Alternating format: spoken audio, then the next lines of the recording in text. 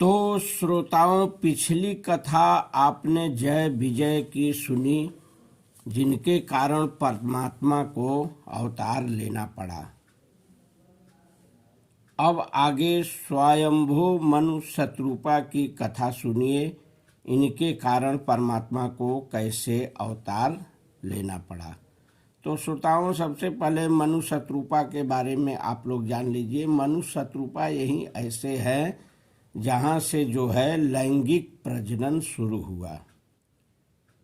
तो एक तरह से श्रोताओं, हम सब अपने आप को कह सकते हैं कि हम लोग मनु की संतान हैं, क्योंकि मनु शत्रुपा के यहाँ से लैंगिक प्रजनन शुरू हुआ था। ठीक है श्रोताओं। तो इनके श्रोताओं 2 पुत्र हुए। बहुत पराक्रमी राजा थे श्रोताओं। इनके 2 पुत्र थे, उत्तानपाद और प्रियव्रत। प्रियव्रत के पुत्र ध्रुव हुए, जिनको सारा ब्रह्मांड जानता है। आप लोग भी इनसे परिचित हो गए। यही ध्रुव भगवान के बहुत बड़े भक्त हुए थे। आज भी आकाश में देखेंगे ध्रुव तारा के नाम से जाने जाते हैं। तो ठीक है श्रोताओं, ऐसा जो है मनु शत्रुपा का वंशज है। तो श्रोताओं, ये बहुत समय तक राज्य किए। एक बार इनको बहुत ग्लानि हुई राज्य करते समय। बड़ा शोक करने लगे कि मेरा जीवन तो राज्य करते करते राज्य मोह में जो है फंसा हुआ है, ये तो ऐसे ही देख रहे हैं व्यर्थ में निकल जाएगा। इसलिए इन्होंने निर्णय लिया कि क्यों न पुत्र को राज्य देकर तप के लिए चले। तो श्रोताओं, ये जंगल में तप के लिए निकल दिए दोनों लोग और नैमिषारण्य नामक स्थान पर गए। वहाँ पर बहुत से ऋषि मुनि रहते थे। बहुत बड़ा जगह जगह आश्रम था ऋषि मुनियों का। ये भी इनको वहाँ पर जम गया, ये भी वहाँ रहने लगे। श्रोताओं, इन्होंने वहाँ पर ओम नमो भगवते वासुदेवाय ये 12 अक्षर का मंत्र जपने लगे। क्या जपने लगे श्रोताओं? ध्यान देना, इनका मंत्र क्या था? ओम नमो भगवते वासुदेवाय। ऐसा करके जो है ये लगे जाप करने, घनघोर कंदमूल फल खा के श्रोताओं। अरे कंदमूल तो छोड़िए, कंदमूल को छोड़ दिए। 6000 वर्ष तक ये जल पीकर तप करने लगे।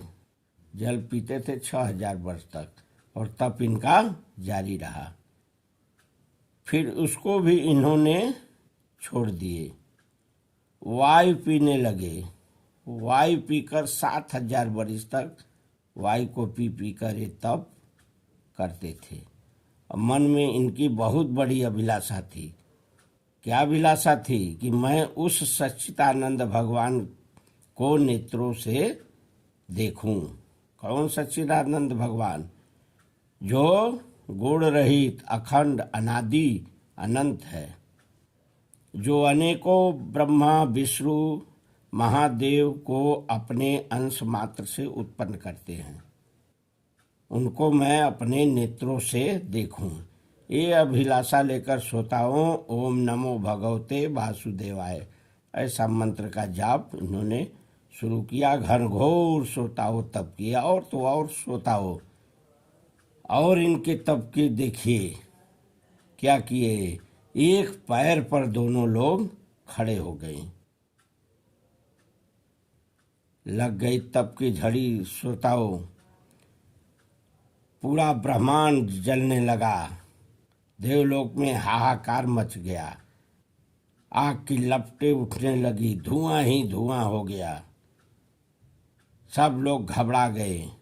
ब्रह्मा विष्णु महेश सब लोग दौड़े भागे आए। कई बार ब्रह्मा विष्णु महेश को आना पड़ा और इनसे कहें वर मांगो वर मांगो, लेकिन ये अपने जगह से अडिग नहीं हुए। अंत में तो फिर श्रोताओं परमात्मा को आना ही पड़ा।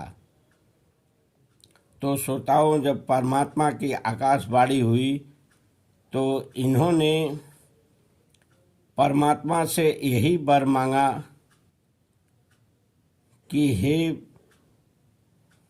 परम पिता परमात्मा, आप हमें अपना रूप दिखाइए, प्रकट होइए। ये पहले कहें आप प्रकट होइए। ठीक है श्रोताओं, तो अंत में जो है परमात्मा को वहाँ पर प्रकट होना ही पड़ा। देखिए श्रोताओं, क्या भक्ति है। भक्त निर्गुण ब्रह्म को अब सगुण में अपने आँख के सामने उतार दिए। आना पड़ा निर्गुण को, वहाँ पर परमात्मा सगुण रूप में आए हैं। सशरीर, कैसा शरीर बनाए परमात्मा? श्याम वर्ण बनाए हैं। श्रोताओं, वर्णन कौन कर सकता है? नीली नीली आंखें हैं, कानों में कुंडल, सिर पर मुकुट, घुघराले बाल है, सिरवस्त्र का चिन्ह है, वनमाला, हीरे का हार, कमर में तरकस, हाथ में धनुष, बाण, चक्र, गदा, शंख, कंधे में जनेऊ, मस्तक पर तिलक, चंद्रमा के समान श्रोताओं मुख, लाल लाल ओठ, और इनके चरण कमलों की तो वर्णन ही क्या कोई कर सकता है श्रोताओं। जिनके चरण कमलों में हजारों लाखों करोड़ों अरबों श्रोताओं ऋषि मुनि गुणगान किया करते हैं। ऐसे जो है चलो कि क्या कोई वर्णन करे, क्या बताए। और बाएं भाग में सीता जी विराजमान हैं। ऐसे भगवान को ये देखें श्रोताओं तो देखते ही मनुष्य रूपा की पलक रुक गई। ये भूल गए अपनी दशा, शरीर को भूल गए और ये धड़ाम से गिरे उसी जगह। श्रोताओं, जो धड़ाम से गिरे परमात्मा तुरंत उनके शरीर को अपने बाहों में ले लिए और मनु से कहने लगे, वर मांगो, वर मांगो। तो श्रोताओं, वहाँ पर मनु ने परमात्मा से परमात्मा के समान पुत्र देने को कहे हैं। भगवान के समान ही पुत्र मांग लिए। सब कुछ भूल गए, पुत्र देख लिए, पुत्र में मोह हो गया इनको, इतना सुंदर रूप, इसलिए इन्होंने जो है खुद वही पुत्र मांग लिया कि आप ही के समान हमें पुत्र हो। फिर तो एवं मस्तु भगवान कह दिए, लेकिन श्रोताओं बाद में लगे विचारने लगे, खोजने जो है तीनों त्रिलोक में, ब्रह्मांड में कहीं उनके समान कोई था ही नहीं, कौन पुत्र इनको दे। अब तो परमात्मा भी फंस गए। देखिए श्रोताओं, भक्त परमात्मा को वश में कर लिए। अंत में परमात्मा को कहना पड़ा, चलिए मैं ही तुम्हारा पुत्र बनकर आऊँगा। शत्रुपा से वर मांगने की बात कहें, शत्रुपा जी कहीं हमें वही पसंद है जो हमारे पति वर मांगे हैं, और शत्रुपा कहीं हमारी कुछ इच्छा, इस पर भगवान कहें ठीक है चलो तुम्हारी जो इच्छा है वह सब पूर्ण होगी। फिर तो श्रोताओं मनु कहें, मुझे आपके चरणों में मेरी पुत्र विषयक प्रिय हो। जैसे जल के बिना मछली, मणि के बिना सर्प नहीं जिंदा रह सकता प्रभु, वैसे आपके अधीन मेरा जीवन हो। ऐसा मनु ने फिर कहा तो परमात्मा कहे ठीक है, एवं मस्त ऐसा ही होगा। अब आप दोनों इंद्र की राजधानी में जाकर वास करो। तो श्रोताओं, मनु शत्रुपा शरीर को त्याग दिए, इंद्र की राजधानी में गए हैं। पर क्योंकि परमात्मा उनको कहें आप लोग जाइए इंद्र की राजधानी में वास करिए, भोग विलास करिए। जब तुम दोनों अयोध्या में राजा दशरथ और कौशल्या के रूप में आओगे तब मैं आपका पुत्र बन के अवतार लूँगा, और मेरे साथ आदि शक्ति मेरी माया भी अवतार लेगी। ऐसा कहकर श्रोताओं भगवान भी अंतर्ध्यान हो गए। ध्यान देना श्रोताओं, परमात्मा अवतार की बात कहे हैं, जन्मने की नहीं। एक चीज नोट कर लेना, परमात्मा जन्मते नहीं हैं, ये अवतार लेते हैं।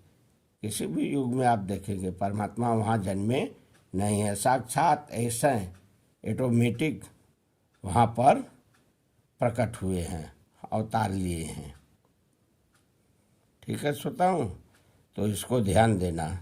ऐसा जो है याज्ञवल्क्य मुनि भारद्वाज मुनि से कह रहे हैं कि हे भारद्वाज मुनि, ऐसा जो है वह शिव जी ने माता पार्वती को सुनाए थे, वैसा मैं आपको सुना दिया।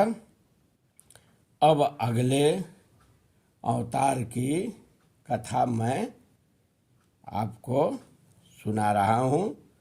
तो श्रोताओं, यहाँ भारद्वाज अगले अवतार की कथा उनको सुनाएंगे, इसलिए मैं भी यहाँ अब जो है समय को देखते हुए कथा को यहीं विराम करता हूँ। अब आगे आने वाले अवतार का कारण मैं आपको अगली कथा में बताऊंगा। तो आप चैनल को सब्सक्राइब कर लीजिए, शेयर कर दीजिए। शेयर का मतलब ध्यान देना श्रोताओं, ये परोपकार होता है। शेयर कर देंगे तो दूसरों का भी कल्याण आपके द्वारा हो जाएगा। तो इस तरह आपके ऊपर प्रभु की कृपा परोपकार के माध्यम से हो जाएगी। इसलिए जो है जीवन मुक्त कथाएं नामक चैनल को सब्सक्राइब कीजिए। आगे की कथा अब अगले आने वाले समय में मैं आपको बताऊंगा।